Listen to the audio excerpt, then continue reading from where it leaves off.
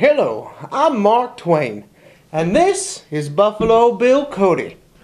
In today's Anal of History, we're going to analyze President Andrew Jackson, one of the biggest stinkers of the American presidency.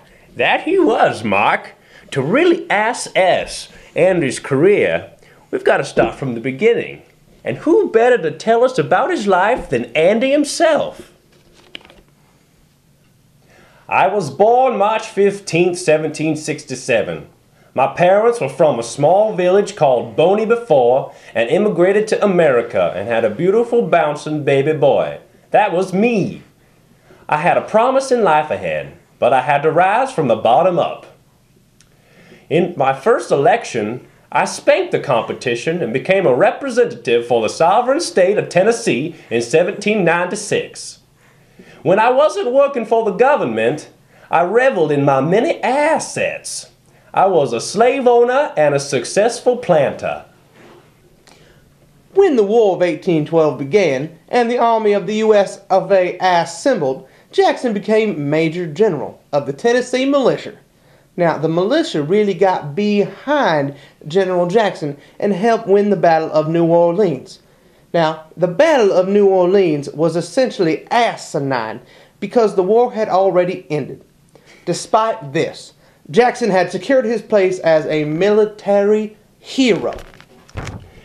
Jackson ran for president in 1824, but John Quincy Adams wiped him out of the running. However, in 1828, Jackson handily won his seat as president of the Red, White, and Blue. During the campaign, his opponents referred to him as a jackass, and he readily accepted the word and used a jackass as his symbol. Indeed, he was a jackass, but we'll get to his jackassery soon enough. Tighten your sphincter for the wild ride of Andy Jackson's presidency. Andy was a man who held tight to his principles. No matter what crap was flung his way, he stuck to what he believed. He stuck to his guns with his position against the National Bank and directly caused the skid mark on the U.S. economy, the Panic of 1837, that put the U.S. of A. into a deep depression. He did really stick his derriere with it where it did not belong, and the nation suffered for it. But his biggest travesty was his affront against the natives. The Indians were minding their own business when Jackson believed they needed assistance in leaving their land for government use.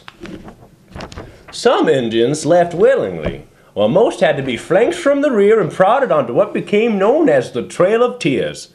It was a very melancholy time for the Indians. Many were lost. The tears that rolled down the cheeks of the Native Americans gave the trail its name. While Jackson enjoyed rump roast at the White House, the Indians were suffering and walking their tails off. To say that it was cruel to the Indians is an understatement. He truly wrecked them. He wanted to assimilate the Indians into the U.S. society, forcing the religions and the customs of the Americans onto them. He pushed them onto terrible land, and it cracked the Indian morale. It is indeed a sad tale. Although it is said that Jackson's term as president was incredibly hairy, and despite his atrocities to the natives, Jackson is still a well-known president. His face graces the $20 bill, perhaps as a joke, because of his disdain for the National Bank and paper currency. Some people thought that Andy Jackson was a great man. Others thought he was the posterior of America. It all depends on how you look at it. But we believe that Andy Jackson deserves his place in the annals of history. Indeed he does.